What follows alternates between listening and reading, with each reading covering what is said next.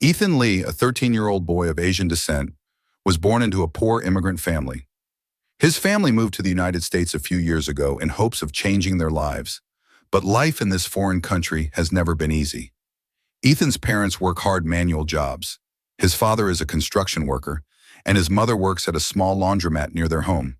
Every day, they work from dawn to dusk to pay the rent and provide for Ethan's education. Ethan lives in a small neighborhood where the old buildings and stained walls mirror his life, hard and challenging.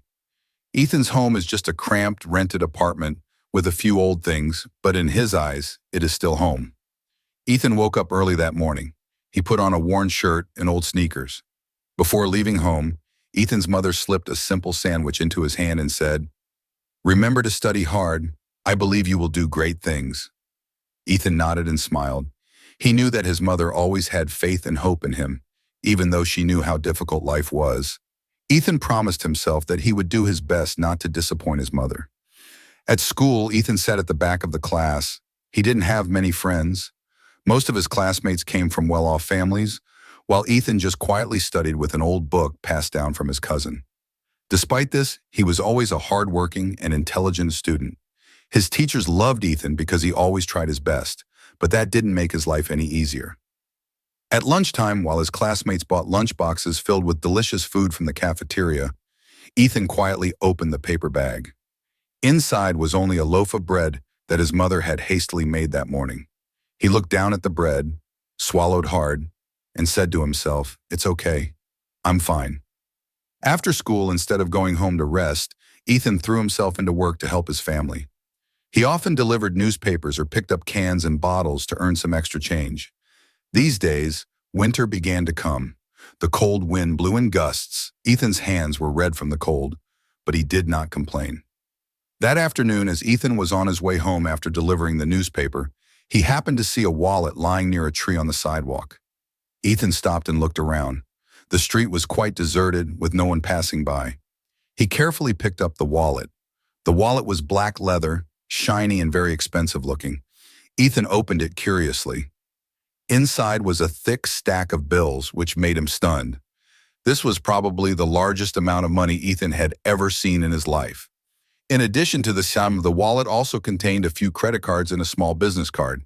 The name on the business card was clearly written: David Anderson, CEO, Anderson Enterprises. Ethan sank down on the steps nearby, his heart pounding. He thought about his family's situation. With this money, Ethan could help his parents pay the rent, buy some new shoes, and even pay for a year's tuition. The thought flashed through his mind, but was quickly dismissed. "I can't do that. It's not mine," Ethan said to himself. His breathing gradually calmed. Ethan knew the right thing to do. He had to find a way to return this wallet to its owner. Ethan looked at the business card again. There was a phone number and a company address printed on it, but Ethan didn't have a phone. He sighed, stuffed his wallet into his bag, and quickly ran home. That evening, after a simple dinner with his parents, Ethan told his mother the story. His mother was a little surprised and asked, "Are you sure you want to return it? We really need the money, Ethan." Ethan looked at his mother, his eyes determined. "I can't take something that doesn't belong to me, Mom," he said. "Mom and Dad always taught me to be honest." Ethan's father smiled proudly and patted his head. "My son is a good boy.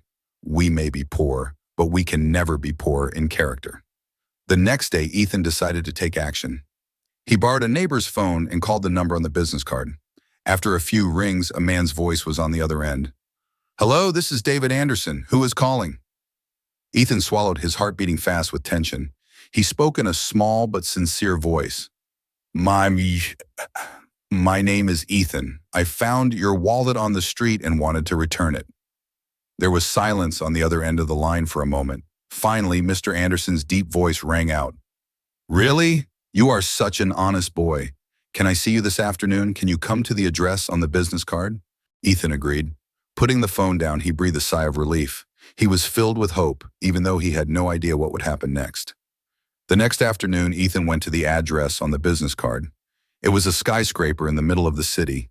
Ethan stood in front of the large glass doors of the building, looking up, feeling overwhelmed by the luxury and splendor. He took a deep breath tightened his grip on the old bag containing his wallet, and stepped inside. Inside the building, everything was shiny and modern. The staff wore smart suits and walked briskly. Ethan felt small in his shabby clothes and worn shoes. A young receptionist smiled at him and asked, "Do you have an appointment?" Ethan said softly, "I'm looking for Mr. Anderson." "My name is Ethan." The receptionist looked surprised, but after calling upstairs, she led Ethan to the elevator and pressed the button for the top floor.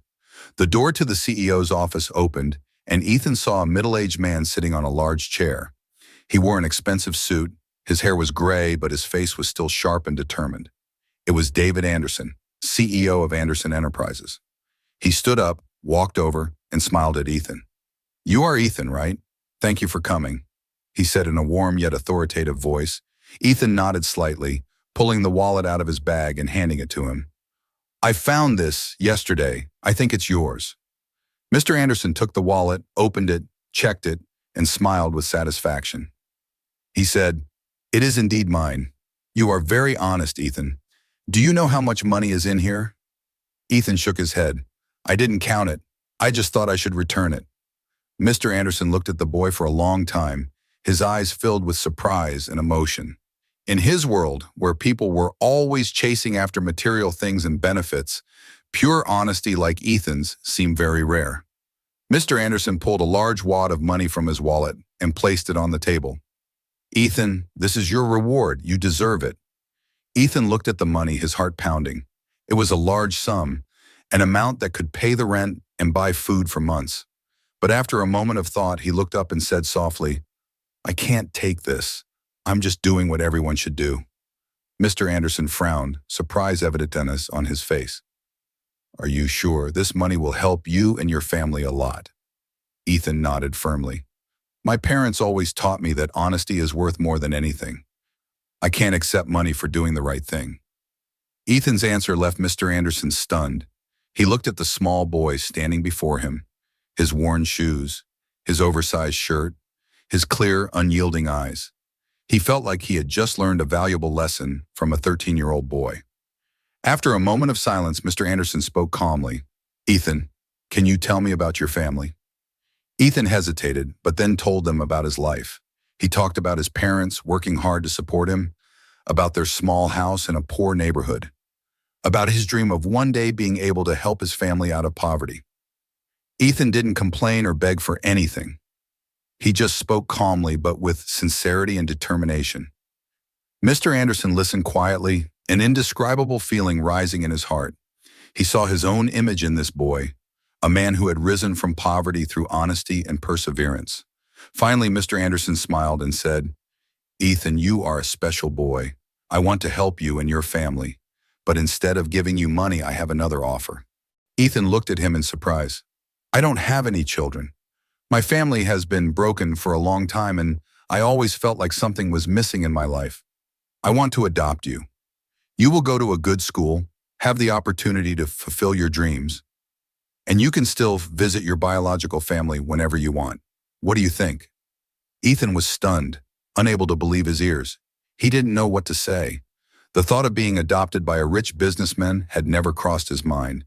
Ethan asked permission to go home and ask his parents. That night, he told them everything. At first, Ethan's parents were surprised and a little worried. His mother hugged her son tightly and said, "Do you want to go, Ethan? I don't want to lose you, but I want you to have a better life." Ethan's father put his hand on his son's shoulder, his voice warm. "Son, do what your heart tells you. No matter where you are, your parents will always love you." Ethan looked at his parents, tears streaming down his cheeks. He knew this was a life-changing opportunity, but it was also the hardest decision he had ever made. Finally, Ethan nodded and said, "I'll go, but I promise I'll always come back to visit you." Mr. Anderson officially adopted Ethan and took him in to live with him. Ethan was able to attend a prestigious school where he could freely learn and pursue his dreams. Even though he lives in a new, more comfortable environment, Ethan still maintains his simplicity and honesty. He often visits his family, bringing small but meaningful gifts for his parents. Many years later, Ethan grew up and became a successful man. When asked about the secret of his success, he always smiled and said, "Sometimes a small action can change your whole life. Honesty will always lead you to the right path.